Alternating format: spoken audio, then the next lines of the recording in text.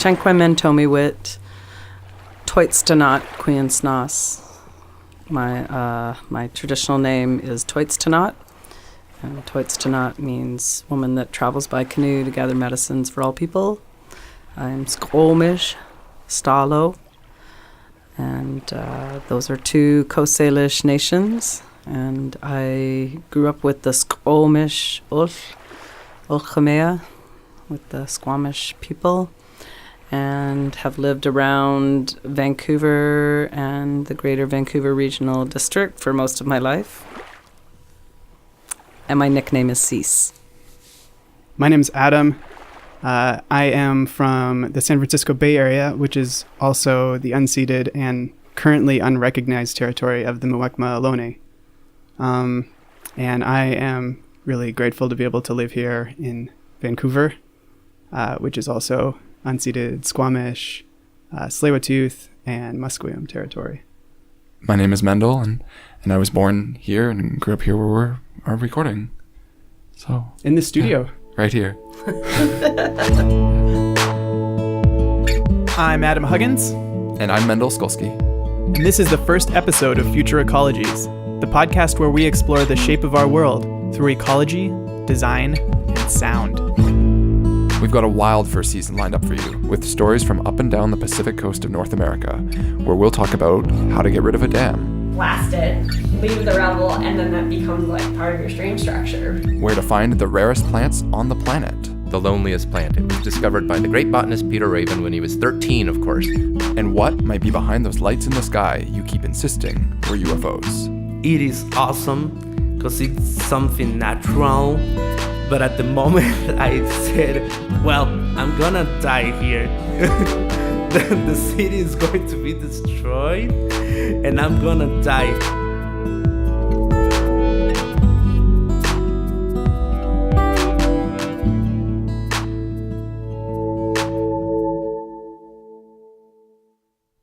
But before we get to all that, there's something really important we want to talk about first. Yeah, so this episode is a little bit different than what we anticipate the rest of our season to be.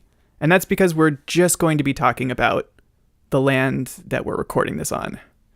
So we're in Vancouver, British Columbia, in Canada. And this is not where I am from. As you heard earlier, I'm from California. And where I grew up, I had no idea.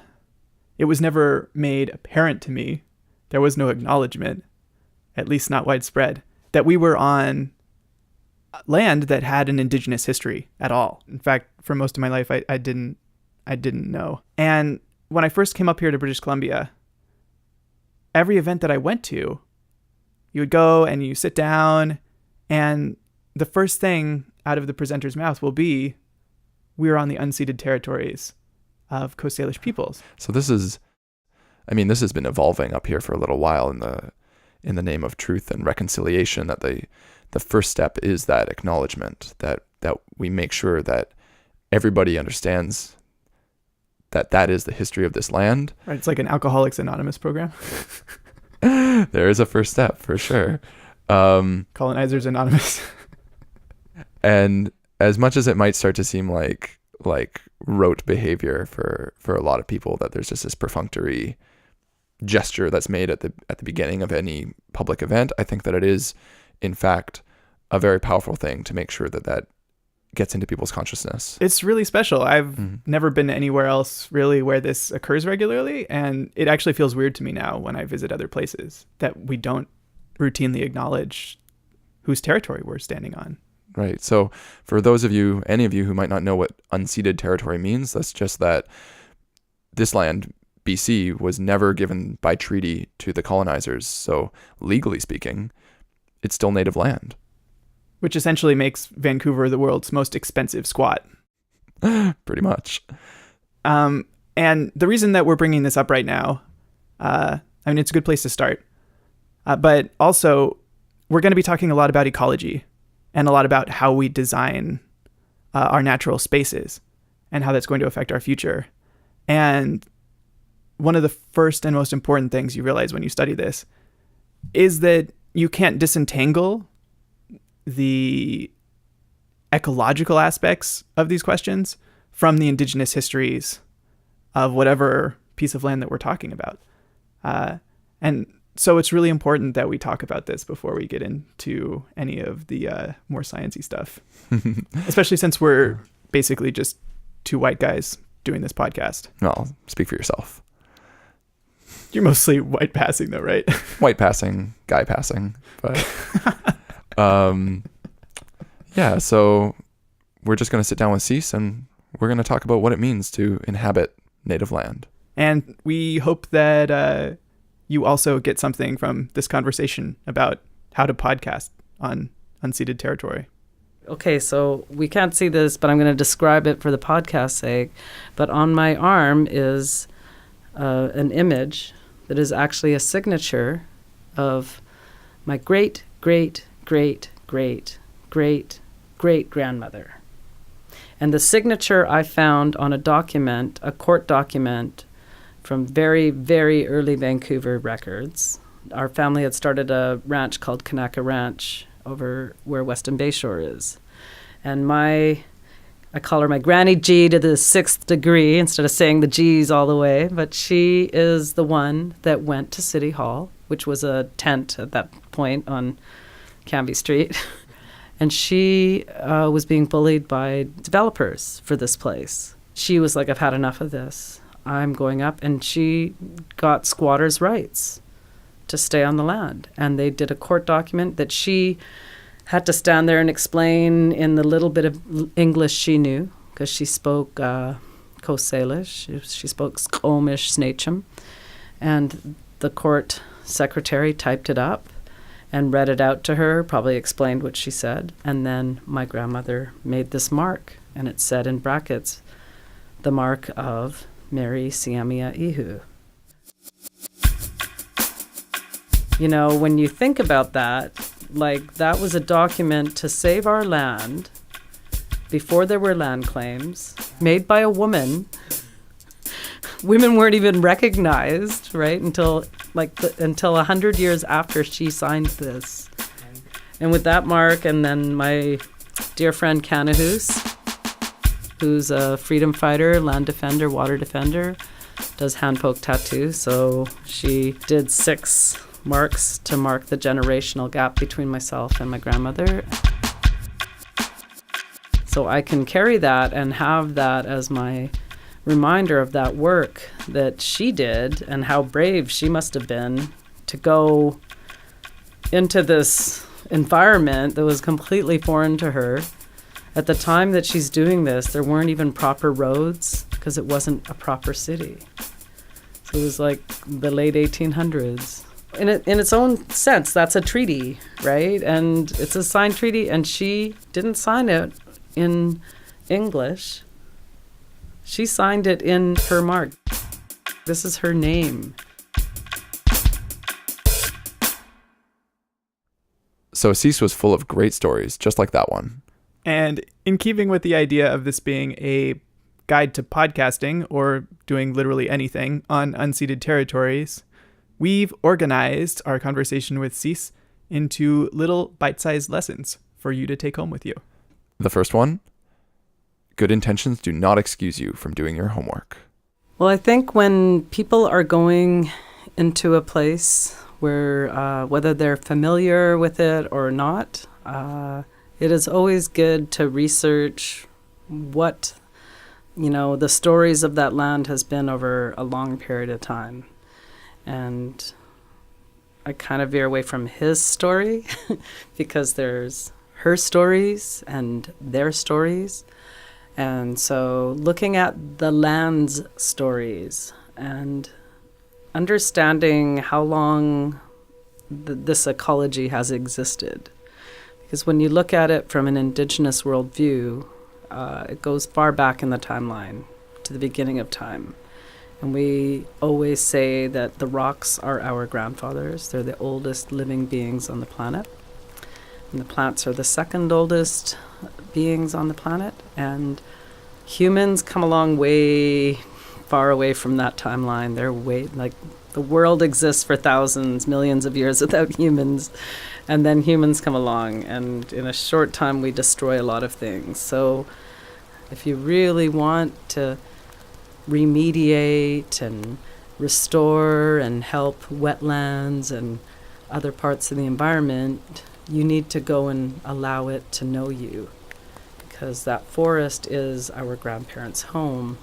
So you don't just walk into your grandparents' home and start doing whatever you want, and then your grandparents come in and go, why did you move that chair? Why did you change the design of my living room? There are all those things, right? And then we just all come in like, well, we're people and we want it this way. And, you know, we can easily think we're doing something really good. All our intentions are good. And then it's like, oh, why did I do that? And I've done it too. I've caught myself on things and I have to step back. And I'm not, above being humble. I'm not above being called out.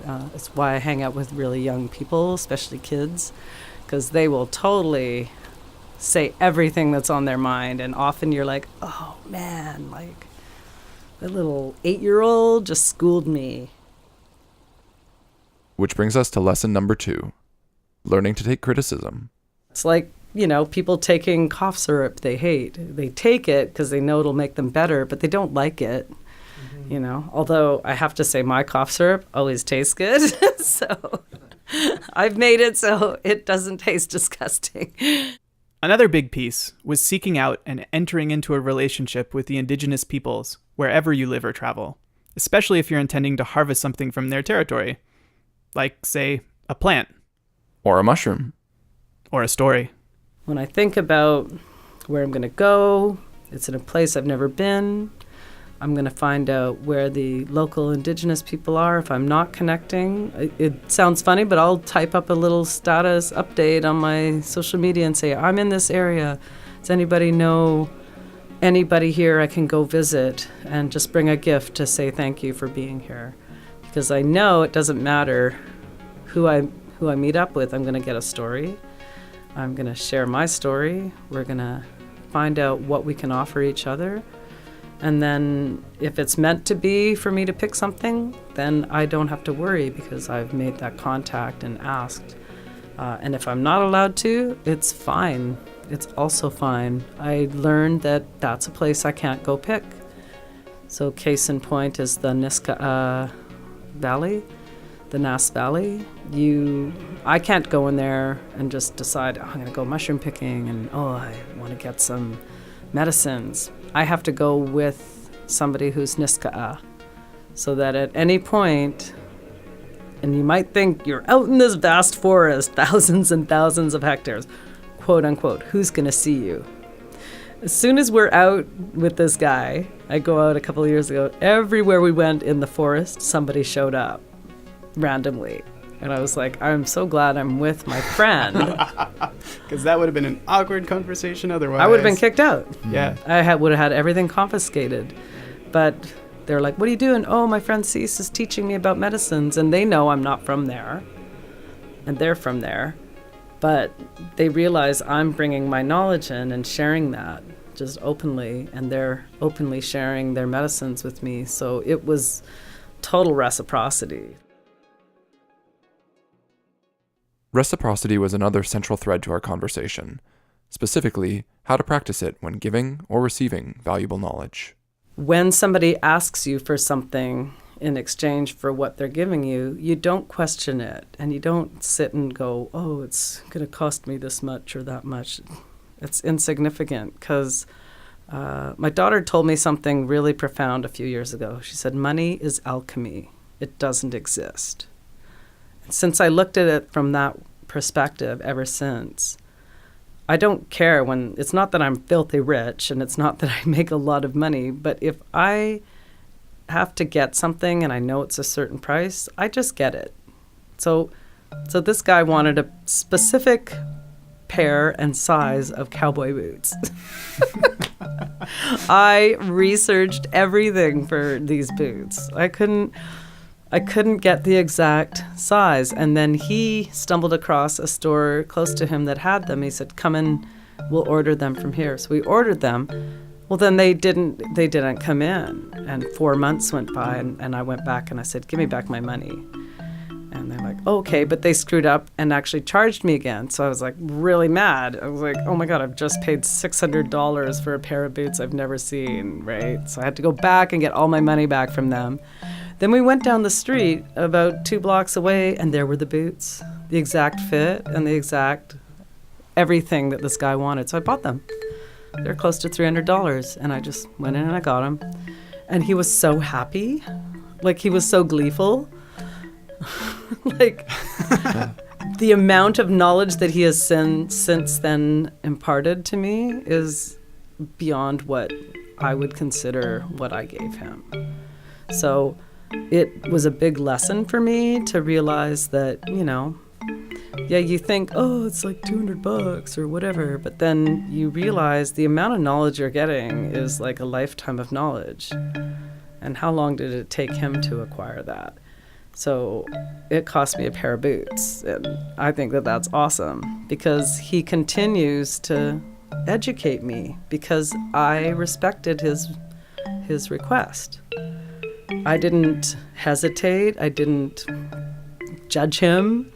I thought it was kind of cute. I was like, okay, this is what he wants. And finally, Cease brought all the threads together for us.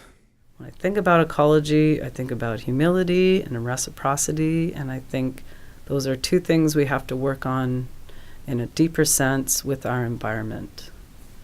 It's about how we look at what is around us and how we create a better relationship with the land, with the ecology. And so when you look at the teachings that come from ceremonial people and you actually live those lives and follow those teachings, you start to realize how that knowledge is so ancient, and it comes from experience and what people have witnessed, and that it's not just somebody making something up as they go along. And my personal view and walk in life is to really try and listen to those ceremonial people, and especially grassroots activists who I believe are really following the teachings of their ceremonial people. It brings me to this ideology I've come up with called Ceremonial Activism, and it's about people using ceremonial activities to protect the lands and the waters and the ecology, and to do it through ceremony, to actively continue the work they do, but it often comes in the form of standing in the way of resource extraction.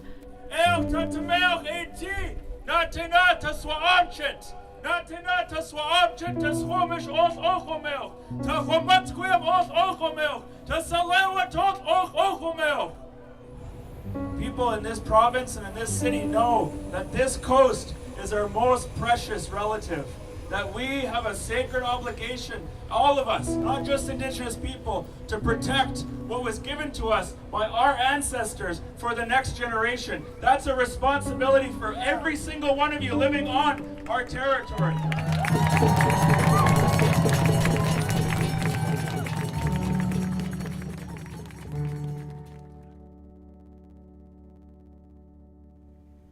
So this is something that's going to come up again and again in all our stories, even the ones that, at their face, don't seem like they're really about people.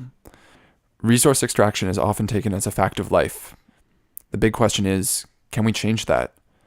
Can we become more ecologically conscious, but without leaving anybody behind?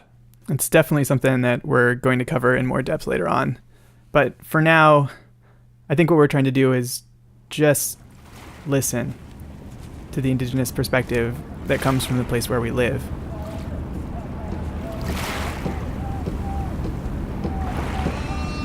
So going back to one of my cultural roots, the Squamish, we are the people of the water, the clean water. So our people always stayed near a freshwater source, so that there was always a way to access fresh water for our people. and so that we could cleanse ourselves and that we could keep everything we carry clean, our baskets, our tools, everything, and keeping that water clean as well. So being around moving water, whether it's a river or a stream, whether it's the ocean with the tides, the lakes that have their water flowing from the high sources of the mountains through them and carrying on through the watershed into estuaries and into the ocean. And for me, coming from a culture that is based on water, it's important to know that water has tremendous force. It can save us, it can kill us. So we are humble to the water.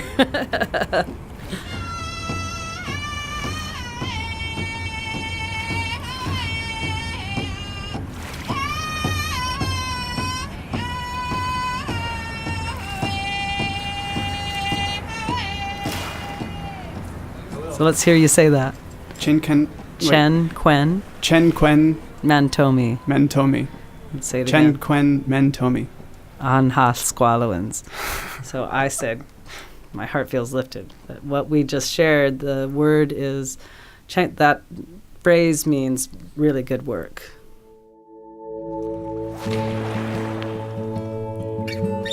And with that, thanks for listening to Future Ecologies. I hope you'll join us on the journey ahead. Thanks again to T'uy't'tanat for sharing her stories and wisdom with us, and for being my introduction to the extraordinary world of plants way back when. Cease Wyss, T'uy't'tanat, is currently the Indigenous storyteller in residence at the Vancouver Public Library and has a herbal tea company with her daughter, xwməthkwəy, called Raven Hummingbird Tea. You can check them out at ravenhummingbirdtea.com. She's also known as the Indigenous Plant Diva, and if you have the opportunity to take a plant walk with her, definitely take it. Our first full-length episode is also available right now. It's called This Is Where It Begins. You can listen to it right now. This has been an independent production of Future Ecologies. Our first season is supported in part by the Vancouver Foundation. You can follow us on Facebook, Instagram, and iNaturalist. The handle is always Future Ecologies. Special thanks to Sarah Cadeau and Dustin Rivers, who you hear singing and speaking, respectively, at several protests over the Kinder Morgan Trans Mountain Pipeline expansion. Find out more about that at coastprotectors.ca. Music in this episode was produced by Sunfish, Moonlight, and Portbow. You can find a full list of musical credits, show notes, and links on our website, futureecologies.net. If you've made it this far, thank you so much again for listening. We can't wait to share the rest of the season with you.